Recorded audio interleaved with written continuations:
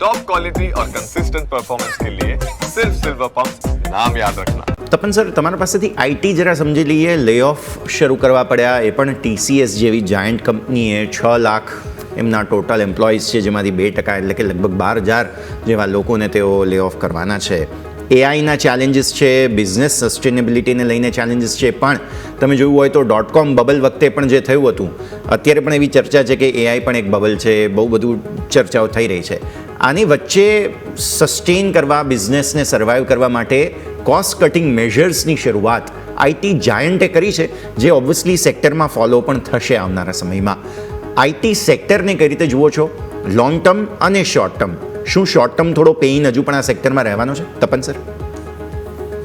યશી, જેવું મને અમારી ઓપિનિયન લેશો તો હું કેટલા મહિનાઓથી ઘણા બધા મીડિયમથી કહું છું કે હું ઘણું બેરિશ છું આઈટી સેક્ટર માટે, કે એક ફંડામેન્ટલ સ્ટ્રક્ચરલ ચેન્જ આવ્યો છે. આમાં આપણે શોર્ટ ટર્મ કરતાં લોંગ ટર્મનું કહીશ તો, કેમ કે જે ઇન્વેસ્ટર્સ છે એને પૈસા કમાવા આવ્યું છે અને જે નાના ઇન્વેસ્ટરને બાય સેલ ઇઝીલી નથી કરી શકતા, જેને લોંગ ટર્મ રાખવું છે, એના માટે આ કેમ એવોઇડ કરવું જોઈએ એનું રીઝન મેં કહું કે કેમ કે તમે જો કે એઆઈ આપણે ભલે કહીએ કે આવે છે, પણ એ બહુ મોટો સ્ટ્રક્ચરલ ચેન્જ છે.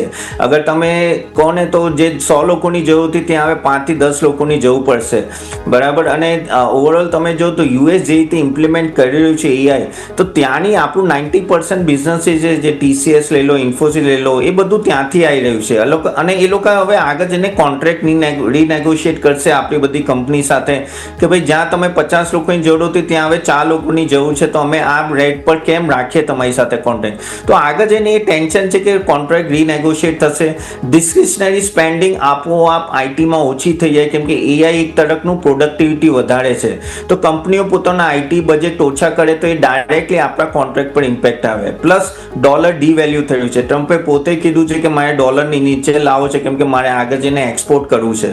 તો આપણે હમણાં સુધી આપણે ડોલરને હંમેશા આગળ મજબૂત થતા જોયું છે. હવે ડોલર ડીવેલ્યુની સિચ્યુએશન આવી છે, બરાબર. અને બીજું, ડિસ્ક્રિશનરી સ્પેન્ડિંગમાં મને આગળ જઈને લાગે છે કે થોડો ઇમ્પેક્ટ આવશે આઈટી સ્પેન્ડિંગમાં. એટલે આ બધા પોઈન્ટ પરથી મને એવું લાગે છે કે અહીંયાથી આઈટીના બહુ ટફ છે સિચ્યુએશન. અને બીજું, આપણે ઓનેસ્ટલી કહીએ ને તો TCS લઈ લો, ઇન્ફોસિસ લઈ લો, કેશ જેટલી પણ હતી એ હંમેશા બાયબેક અને ડિવિડન્ડમાં આપી દીધું. કોઈ દોડ આપણે આનો બાયઆઉટ નથી કર્યું કોઈ એઆઈ કંપનીના હાથે. એટલે આપણે ઇનોવેશનમાં ગયા નથી, આપણે હંમેશા બેક ઓફિસ રહ્યા છે.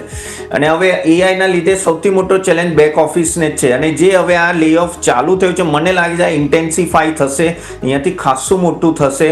અને આગળ જઈને પણ મને એટલીસ્ટ આઈટી સ્ટોક્સમાં તો I am not too much bullish. મારા હિસાબથી તો ઘણા બધા બેટર સેક્ટર છે, તમે જોઈ શકો, જ્યાં ખબર છે આપણને કે આગળ જઈને વિઝિબિલિટી છે ને એ રીતે.